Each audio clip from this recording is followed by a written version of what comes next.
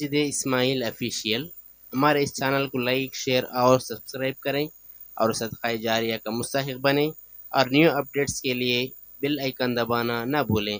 والسلام علی رسولہ الکریم، اما بعد، عن ام سلمۃ رضی اللہ عنہا قالت دخل رسول اللہ صلی اللہ علیہ وسلم علی ابی سلمۃ وقد شق بصره فأغمضه ثم قال إن الروح إذا قبض تبعه البصر، فضج ناس من أهله فقال لا تدعوا على أنفسكم إلا بخير فإن الملائكة يؤمنون على ما تقولون، ثم قال اللهم اغفر لأبي سلمة وارفع درجته في المهديين واخلفه في عقبه في الغابرين واغفر لنا وله يا رب العالمين وافصح له في قبره ونور له فيه۔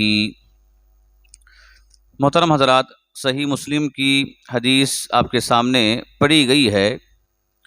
اس حدیث میں ایک اہم مسئلے کا ذکر کیا گیا ہے۔ وہ مسئلہ یہ ہے کہ اگر کسی کا انتقال ہو جائے، جب میت کی زیارت کے لیے انسان جائے تو وہاں وہ کون سے کلمات استعمال کرے، زیارت کرنے کا طریقہ کیا ہے، اور اللہ کے رسول صلی اللہ علیہ وسلم کیا وہاں پر پڑھتے تھے، اس کا ذکر حدیث کے اندر کیا گیا ہے۔ حدیث کی راویہ ہیں ام سلمہ رضی اللہ عنہا۔ وہ کہتی ہیں کہ اللہ کے رسول صلی اللہ علیہ وسلم آئے ابو سلمہ کے پاس، جبکہ ان کی آنکھیں پھٹی کی پھٹی رہ گئی تھی، کھلی تھی، تو آپ صلی اللہ علیہ وسلم نے ان کی آنکھوں کو بند کیا، پھر فرمایا ان الروح اذا قبض تبعه البصر، جب انسان کی روح کو پکڑ لیا جاتا ہے، قبض کیا جاتا ہے، تو آنکھیں اس روح کی اتباع کرتی ہیں، پیچھا کرتی ہیں۔ تو انسان جب انتقال کرتا ہے، اس کی روح جسم سے جب نکلتی ہے تو آنکھیں اس کی روح کو دیکھتی رہتی ہے، جس کی وجہ سے آنکھیں کھلی رہتی ہیں۔ تو آپ صلی اللہ علیہ وسلم آنے کے بعد آپ نے اسی لیے آنکھوں کو بند کیا اور بند کر کے بتایا کہ آدمی جب انتقال کر جاتا ہے تو اس کی آنکھیں اس کی روح کو دیکھتی ہیں، تو چاہیے کہ انتقال کے بعد آنکھیں بند کی جائیں۔ تو یہ بات سنتے ہی گھر میں موجود احباب رونے لگے، زور زور سے رونے لگے۔ تو آپ نے فرمایا لا تدعوا علی انفسکم الا بخیر، کہ تم اپنے آپ پر جب دعا کرو تو اچھی دعا کرو، غلط دعا مت کرو۔ فإن الملائکۃ یؤمنون علی ما تقولون، اس لیے کہ جو تم کہتے ہو اس پر فرشتے آمین کہتے ہیں، تو تم دعا کرو تو اچھی دعا کرو تاکہ فرشتے اس پر آمین کہیں، اگر بد دعا کرو گے تب بھی فرشتے آمین کہیں گے۔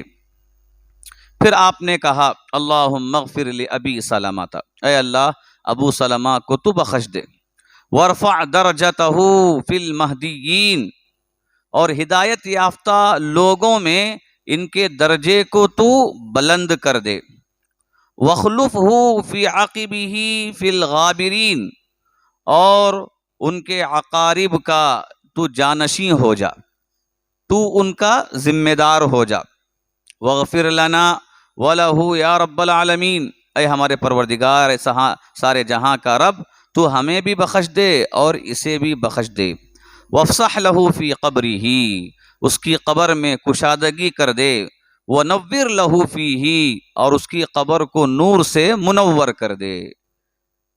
تو آپ صلی اللہ علیہ وسلم نے ابو سلمہ کے انتقال کے وقت میں جب زیارت کی تو یہ سارے کام آپ نے کیے، اور وہاں پر آپ نے دعا کی ہے ابو سلمہ کے حق میں۔ تو اس حدیث سے پہلی بات یہ معلوم ہوتی ہے کہ کسی کے انتقال پر میت کی زیارت کرنا درست ہے، بلکہ ایک حق ہے مسلمان کا کہ مسلمان میت کی زیارت میں پہنچے، وہاں کے لوگوں کی غمخواری کرے، تسلی کے کلمات انہیں استعمال کرے۔ اور دوسری بات یہ معلوم ہوتی ہے کہ انسان آگے بڑھ کر بھی میت کے لیے کسی چیز کی ضرورت ہے تو وہ کام کر سکتا ہے. مثال کے طور پر آنکھ بند کرنا ہے، یا پیر ادھر ادھر پھیل گئے ہیں سیدھے کرنا ہے، کپڑا درست کرنا ہے، آگے بڑھ کر انسان وہ سارے کام کر سکتا ہے. حاضرین کو اگر اس سے متعلق کوئی خبر نہیں ہے کہ کیسے میت کے کام کو پورا کیا جائے، تو ایسے وقت میں جاننے والے کی ذمہ داری بنتی ہے کہ وہ آگے بڑھ کر ان کاموں کو انجام دے. یہ نہ سوچے کہ میرا تعلق اس سے نہیں ہے، میں اس کے خاندان سے نہیں ہوں، اگر میں کروں گا تو لوگ کیا سمجھیں کہ نہیں. جو صحیح طریقہ معلوم ہے تو ایک آدمی کی ذمہ داری بنتی ہے کہ آگے بڑھ کر ان کاموں کو انجام دے. اور تیسری بات اس حدیث سے معلوم ہوتی ہے کہ جنازہ جس گھر میں بھی ہوتا ہے، انتقال جس گھر میں بھی کسی کا ہوتا ہے، تو سارے کے سارے لوگ غم میں ہوتے ہیں. جاننے والے ہونے کے باوجود، ایمان والے ہونے کے باوجود، غم کی وجہ سے کبھی ان کی زبان سے آوازیں نکل جاتی ہیں، کبھی غلط کلمات نکل سکتے ہیں. ایسے وقت میں ضروری ہے کہ احباب لوگوں کو چیخ و پکار کرنے سے، نوحہ کرنے سے، زور زور سے رونے سے روکے اور ان سے کہے کہ یہ کام نہ کریں. اسی طرح اگر کوئی اپنی زبان سے کبھی اللہ کے خلاف، کبھی تقدیر کے خلاف، کبھی میت کے خلاف کوئی کلمات استعمال کر رہا ہو، وہاں انہیں نصیحت کریں کہ صبر کر لیں، اللہ کے فیصلے پر راضی ہو جائیں. ہر ایک کو دنیا سے جانا ہے، کوئی ہمیشہ رہنے کے لیے نہیں آتا. اور اس کے بڑھ کر میت کے حق میں خیر کی دعا کرتے رہو، یہ تعلیم دینا ضروری ہے. اور چوتھی بات اس حدیث سے معلوم ہوتی ہے کہ جب بھی لوگ دعا کرتے ہیں تو فرشتے بھی آمین کہتے ہیں. تو یہاں پر دو باتیں ہیں. پہلی بات یہ ہے کہ انسان کی دعا کے ساتھ فرشتے بھی شریک ہو جاتے ہیں. تو اسی لیے تعلیم دی گئی کہ چاہیے کہ لوگ خیر کی دعا کریں، بد دعا نہ کریں. خیر کی دعا کریں گے، فرشتے آمین کہیں گے تو خیر کی دعا میں مضبوطی ہو جائے گی. اگر بد دعا کریں گے تو پھر فرشتے بھی بد دعا میں شریک ہو جائیں گے. اس لیے تعلیم دی گئی کہ کسی کے خلاف بد دعا نہیں کرنا چاہیے، میت کے خلاف کبھی بد دعا نہیں کرنا چاہیے، خیر کی دعا کرنی چاہیے. اور اسی میں دوسری بات یہ معلوم ہوتی ہے کہ جب بھی کوئی دعا کرتا ہے تو اس دعا میں آمین کہنا جائز ہے.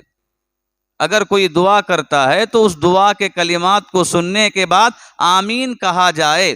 گویا کہ یہ فرشتوں کا عمل ہے. اللہ کے رسول صلی اللہ علیہ وسلم نے بتایا کہ دعا جب بندہ کرتا ہے تو فرشتے آمین کہتے ہیں. تو ہمیں بھی یہ چاہیے کہ جب دعائیہ کلمات ہم سنتے ہیں تو اس پر ہم آمین کہیں. اور پانچویں بات یہاں پر حدیث کے ذریعے معلوم ہوتی ہے کہ آپ صلی اللہ علیہ وسلم جب زیارت کے لیے گئے تو آپ خاموش زیارت کر کے میت کے چہرے کو دیکھ کر، بدن کو دیکھ کر نہیں لوٹے، بلکہ جانے کے بعد وہاں اس کے حق میں مغفرت کی دعا کرے. مغفرت کی دعا ہمیشہ میت کے حق میں ہو. زیارت کے لیے جائیں تب بھی دعا کریں، جنازے میں شریک ہوں، نماز پڑھ رہے ہوں، مغفرت کی دعا کریں.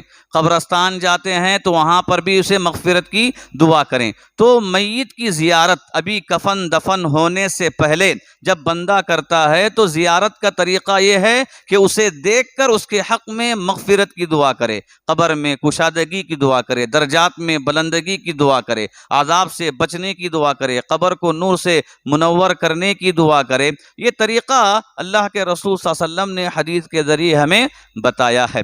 اور اس سے یہ بات معلوم ہوتی ہے کہ کسی انسان کے انتقال کے بعد اگر کوئی چیز اس کے لیے بہت ہی اہم اور ضروری ہے تو وہ مغفرت کی دعا ہے. مغفرت کی دعا ہی اہم ہے. اس کے لیے اس کے علاوہ اور کوئی چیز اہم نہیں ہے کہ اچھا سا اچھا کفن خریدنا، قبر کے لیے اچھے سے اچھے کیا ہے تختے وغیرہ خریدنا، یا ایک قبر پر ایک سنگ مرمر کا نام کا پلیٹ لگا دینا، وہ اصل نہیں ہے. میت کے لیے جو چیزیں اہم ہیں انتقال کے بعد، ان میں سب سے پہلی چیز مغفرت کی دعا کرنا.